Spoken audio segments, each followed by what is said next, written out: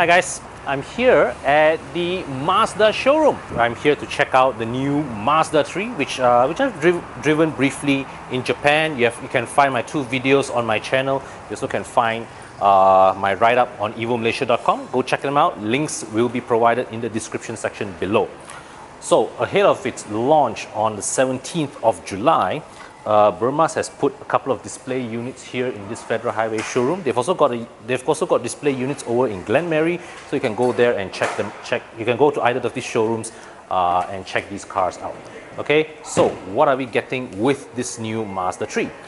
Well, I'm been told that there are 5 variants, and the range starts with this 1.5 liter model that is available as a sedan as well as a hatchback.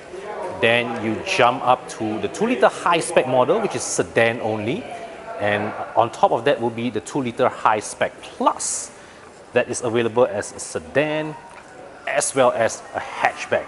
Now the precise specifics in terms of what's being offered, what sort of features have not been clearly communicated yet. So what I can tell you from this video will be based mostly upon observations from these 2 cars here, as well as what I have seen in Japan. In terms of styling, Mazda has made a clear effort to distinguish between the sedans and the hatchback's positioning. The hatchback here is meant to be more sporty, more evocative, more emotional. They have went to the extent of giving these 2 cars different front bumper treatment. So let's show you the differences between the sedan and the hatch bumper. Now you see here, the grille pattern is different. This finishing here, this is finished in gloss black, whereas the sedan gets it in chrome.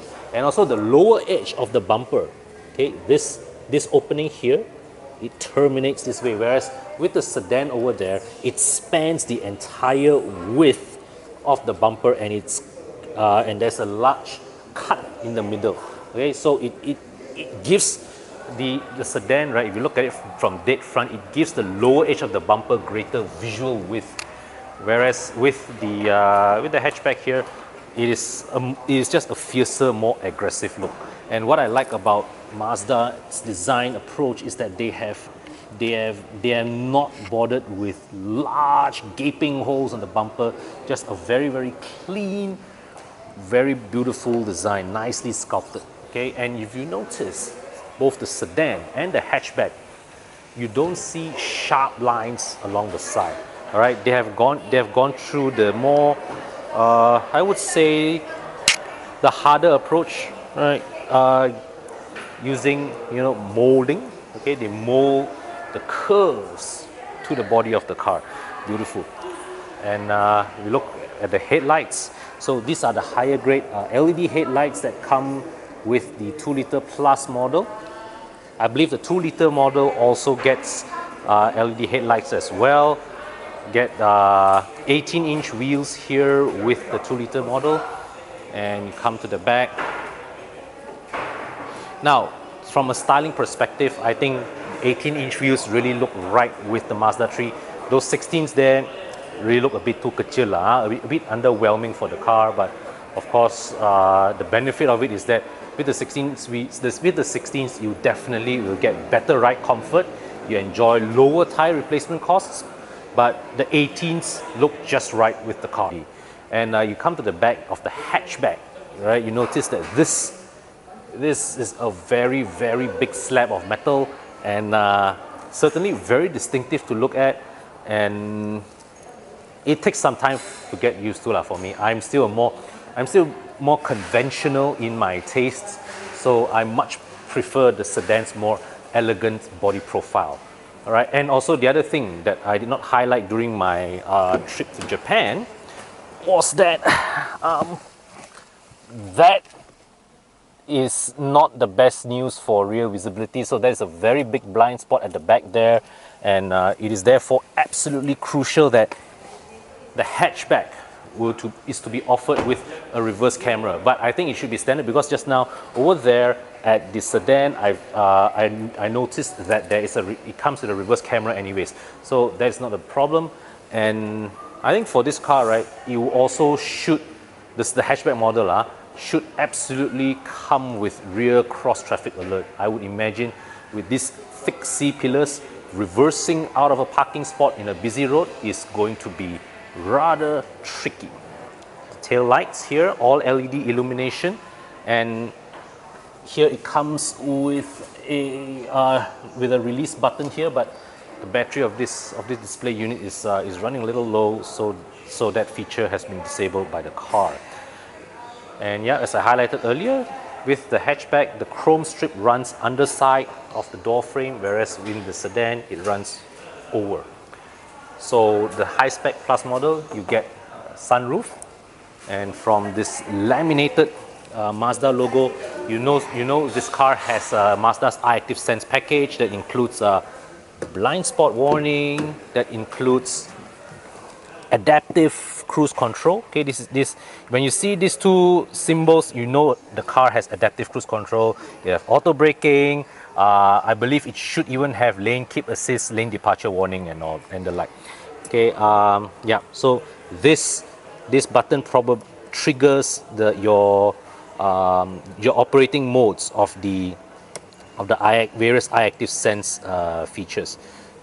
This one also has an adaptive high beam assist, and you get memory seat functions. The seats are the front seats are electrically adjusted, both driver and passenger in this variant.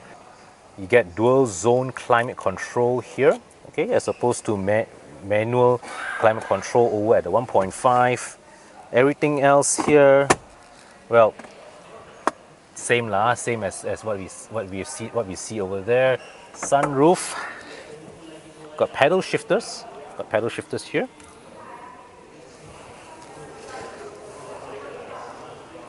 Okay, I also need to tell you that the boot space of this hatchback is useful. It is big, and I think this one I can show.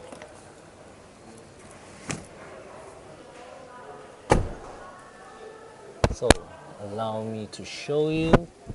This is the boot space of the hatchback, decently sized, and so they've covered this gap here to ensure that things don't drop under when you fold the seats down. Nice touch. Not perfectly flat, but the step is small enough that it shouldn't. It's not a drastic step down as you get in some other cars. Okay. So you get the same amount of leg room as illustrated in the sedan, but the big difference here is you get rear air con vents. So this is good. This is my first time seeing the Mazda 3 with rear air con vents. All the display cars shown to me in Japan, they did not have rear air con vents. I think in our weather, and given the way the Mazda 3's front air con vents are configured, rear air cons is a must for our climate. Okay? And of course, this 2-liter high-spec model gets all leather upholstery inside, and same comments as I made earlier. I think this stretch, this part of it, this center trim piece, all this leather finishing should be specified in a contrast color to give this design a bit more depth, a bit more flair. Okay. Okay, guys. So here we have it. This is the all-new Mazda 3. Okay, scheduled for launch on 17th of July. There you have the 118 horsepower 1.5 liter model. This is the 160 horsepower 2 liter model. So there you have it, guys. The all-new Mazda 3. All right, preview in its Malaysian specification. There we have the base 1.5 liter model. Here is the 2 liter model plus variant. So two extreme ends of the spectrum available for viewing here in the Federal Highway Bermaz branch. There's also, I believe, there are other display units available as well at the Glenmarie branch. So drop by either of these showrooms to check the car out. All right. ahead of more details of this new Mazda 3 will be available as we near the launch date. 17 July, mark that date.